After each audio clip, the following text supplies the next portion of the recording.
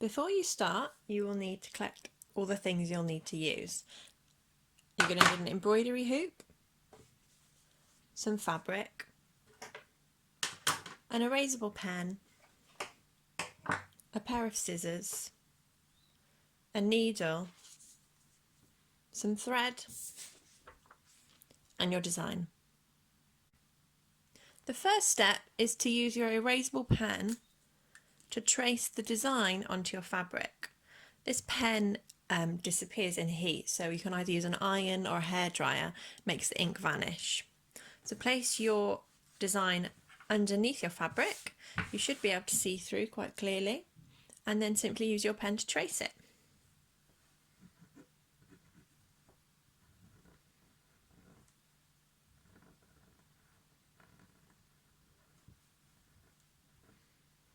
This one is quite an intricate design, so take your time.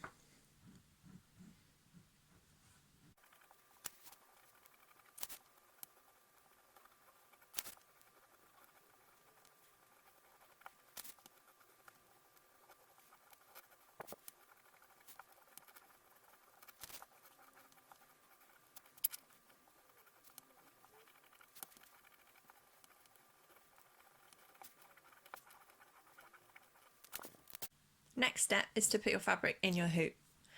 To start, you're going to want to remove the inner hoop from the outer hoop. So loosen the fastening, slip the inner hoop out, place the inner hoop underneath your fabric and centralise your pattern in that hoop, and then push the outer hoop down on top. This process can be tricky, you might need to try it a few times. Don't worry, it took me a long time to get the hang of doing this. If it's tight enough, it should sound like a drum when you tap it. Tighten it a little, and then you have it. We're going to start, I think, with the holly, the leaves of the holly. I'm going to use a dark green for this.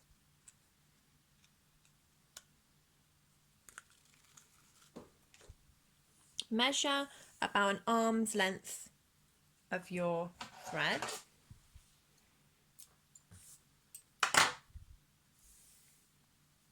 If you look very closely, you'll see that the thread is made up of 6 smaller strands. We're just going to use 2 strands for this first part on the holly. To remove 2 strands, you're going to do one at a time. So hold on to one strand and pull gently.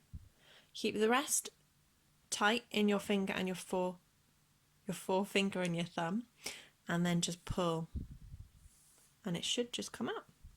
And then do the same with another strand,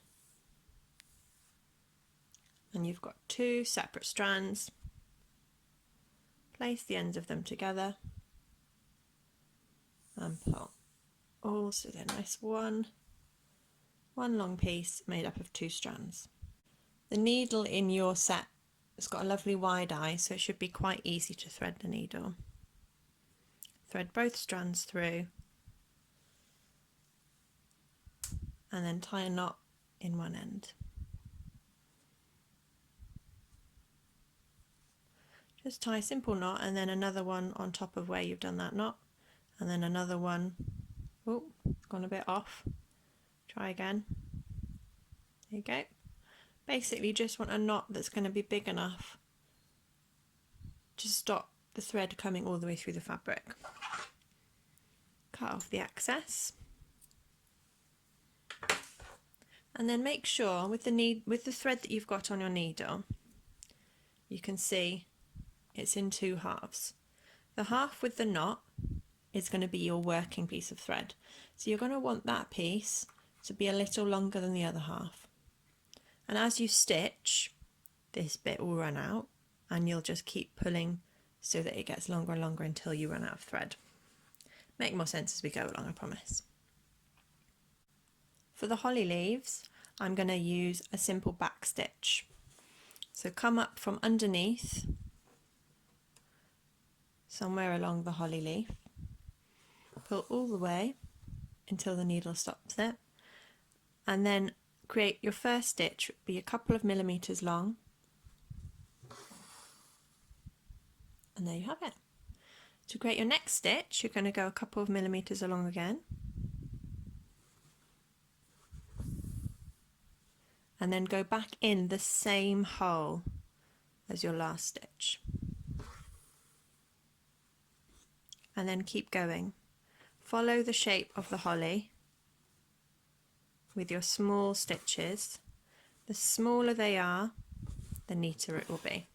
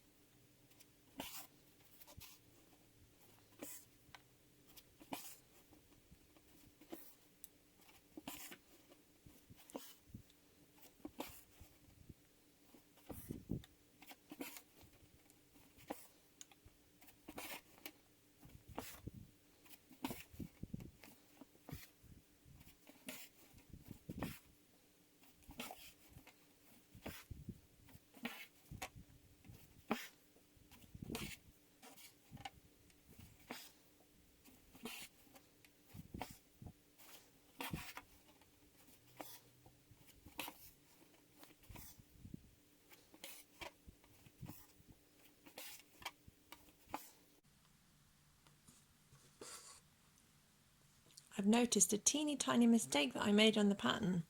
If you see these holly leaves here, they've got a little line in the middle of the leaf, a bit of shape, and I've missed out on these ones. I'm going to add them in because I think it'll make it look good.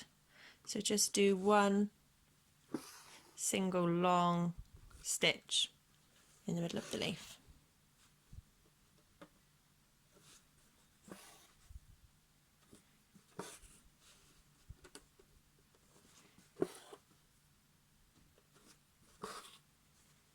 There you go.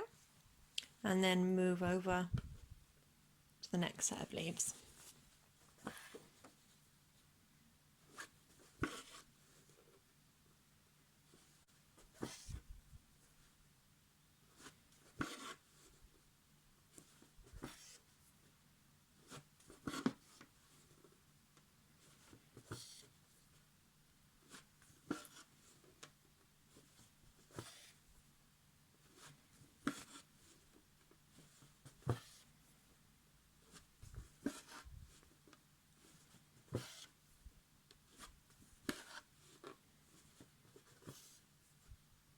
Depending on the length of thread that you cut originally, you might run out before you finish your holly leaves.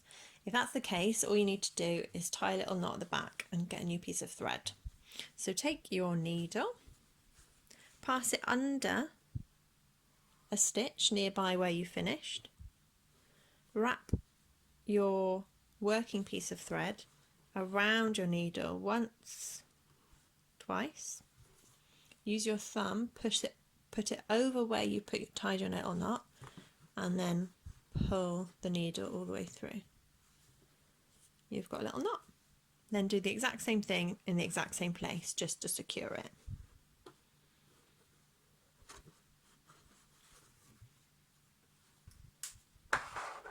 And cut off any excess. Once you've got your new piece of thread, 2 strands knotted at the end, you're just going to carry on as you were before.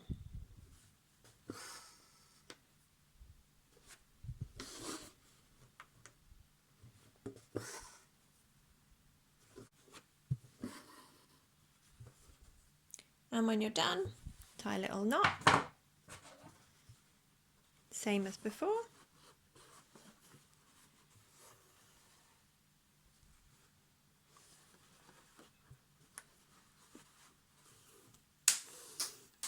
Oh, lost my needle there.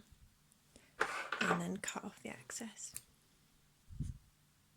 For the mistletoe, these little curly parts here with the dropping leaves, I'm going to use the same dark green, but I'm going to use just 1 strand, so it's going to be a little bit more delicate. Same method as before, take your 1 strand and just pull it. Thread your needle.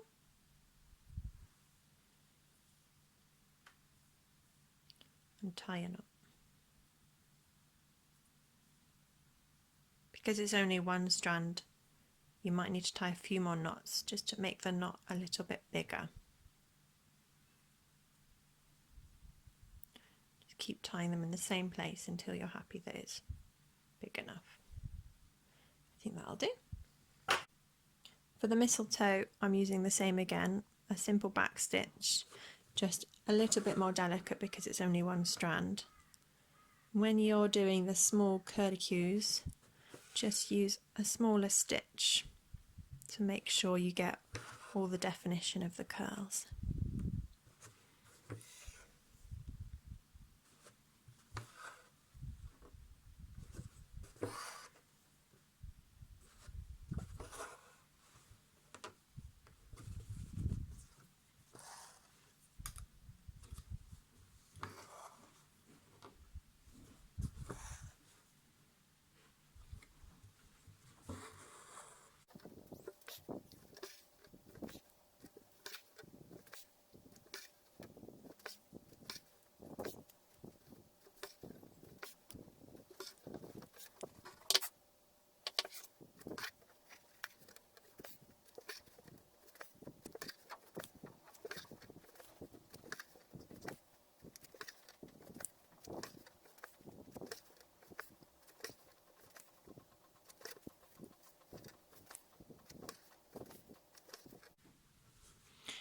You can just see that there's 3 little berries on the mistletoe. I'm going to leave those for later, and we're just going to do the foliage in the green.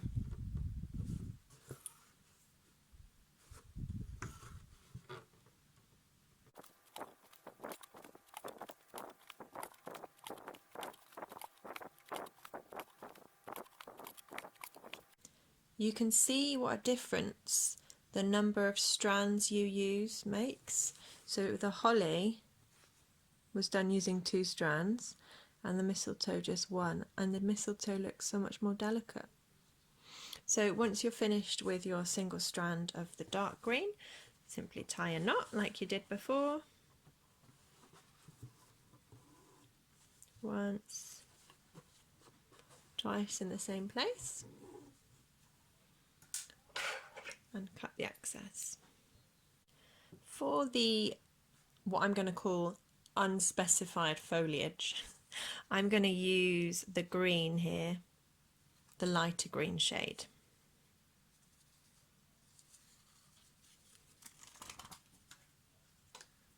I'm going to use just 1 strand again so it's nice and delicate. Thread it and knot it, and then get cracking. Same again, back stitch for these unspecified foliage. Very similar to the mistletoes. Mistletoes? Mistletoe.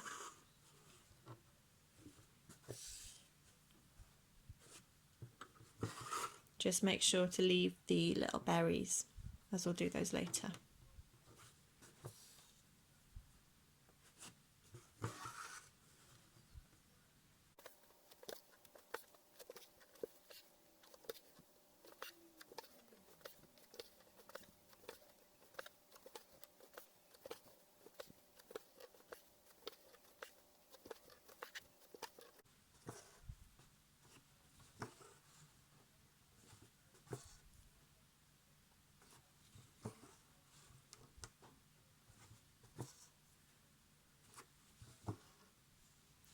And when you're done, tie a little knot.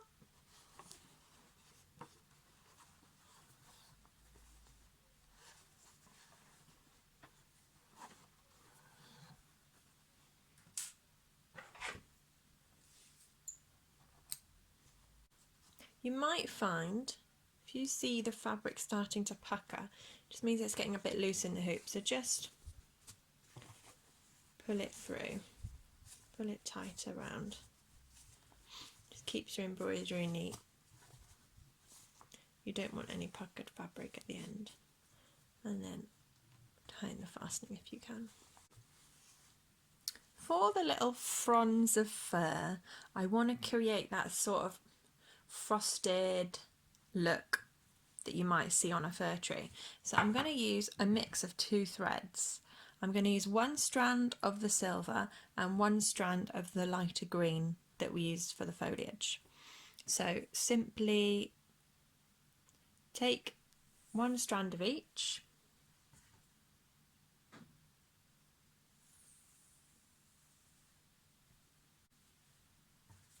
put the ends together like you would have done before when we used 2 strands of the same colour, and pull that. Make sure that they're the same length, so cut them off.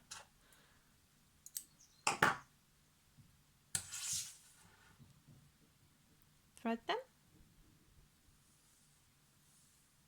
and tie a knot. So just treat them as if it was 2 strands of the exact same colour. What you'll find is when we embroider with these two colours together, they sort of mix a bit like paint mixing, and create a new colour and also a nice effect. A bit of embroidery magic for you. I'll start on this one little frond of fur here. We're going to go straight up the middle of the frond. Love that word.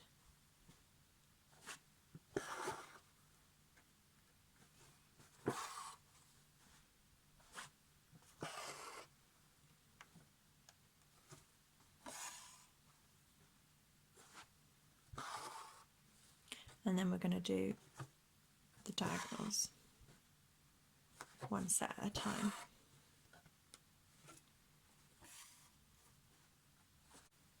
That's a lot of green, so we're going to go in now with some red. Last step is doing the French knots for all the little berries. We're going to use red. I've got 2 strands knotted, threaded onto my needle, and I'm going to use red French knots for the holly berries and also for the berries on the unspecified foliage. To do a French knot, you're going to come up from underneath, the same as the other stitches, until it pulls taut, and then I'm gonna zoom in for this. You're gonna hold your needle close to the point of exit or entry, and then you're gonna wrap your working piece of thread around your needle once, twice. I'm gonna do 3 times for these ones, so they're nice big juicy berries. The more times you wrap your thread around your needle, the bigger your French knot will be. Push the needle back in just close to where you came out, and this is the key. Hold the working piece of thread tight with your thumb. If you let it go, it'll all whooshel up and you'll get a big knot that just won't work. Not a French knot, just a knot. And then pull the needle through slowly, slowly, slowly, slowly.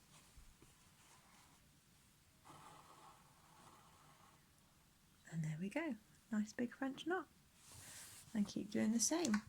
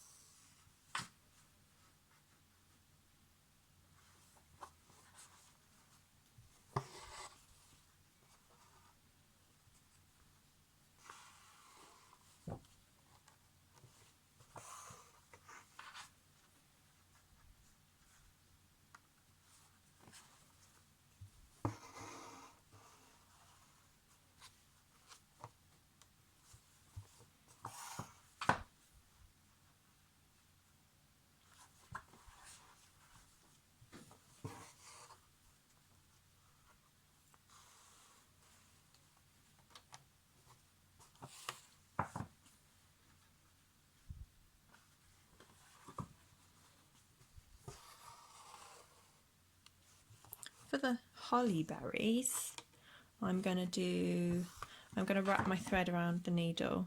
1, 2, 3, 4. So it's a super chunky berry. Hold it tight.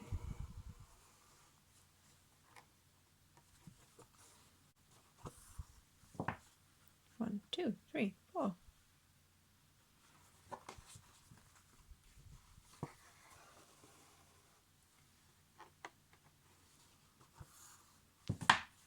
One, two, three, four.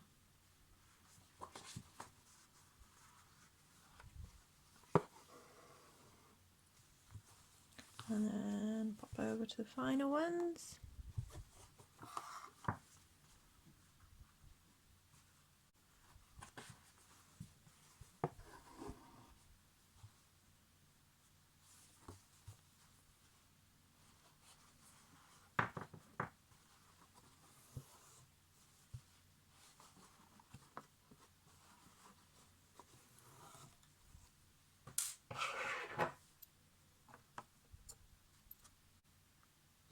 And the final stitch I'm going to do is some small French knots in 2 strands of the silver colour, knotted threaded. Do some little French knots for my mistletoe berries. I'm going to wrap once, twice, 3 times round, so for a pretty chunky mistletoe berry. Ooh, pull that tight.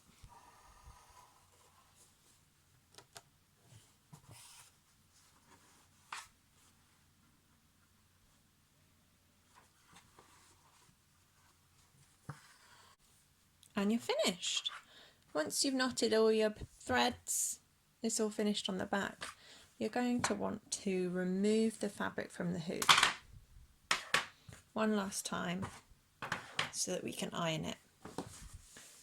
You're ironing the fabric just to neaten it up and also to get rid of any, don't know if you can see, any small stains left from the ink.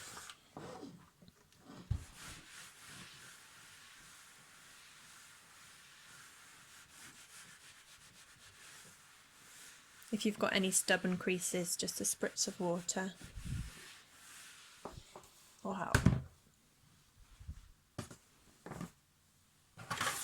And then we're going to hoop it for the final time. So place your inner hoop behind, line it up so, if we're going to be technical, the mistletoes are falling down. So you're going to want the fastening to be above where the mistletoes are falling down, if that makes any sense at all. Make sure it's nice and centralised so you're happy with its placement.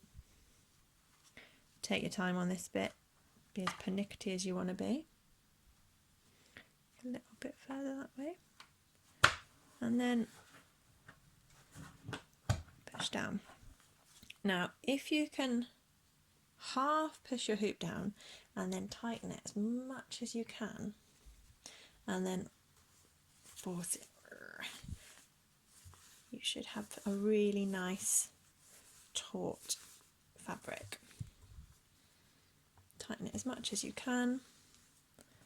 There we go. There are lots and lots and lots of ways to finish the back of the hoop.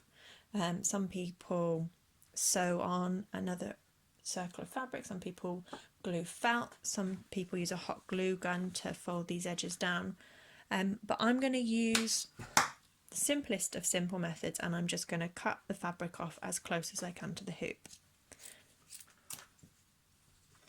This means that when you hang it on the wall, it'll lie flat. Also, I like to keep the back open so that you can see the work that's gone into it. I don't like the idea of covering it all up, especially if you're giving it as a gift. You want them to know how much work you put in.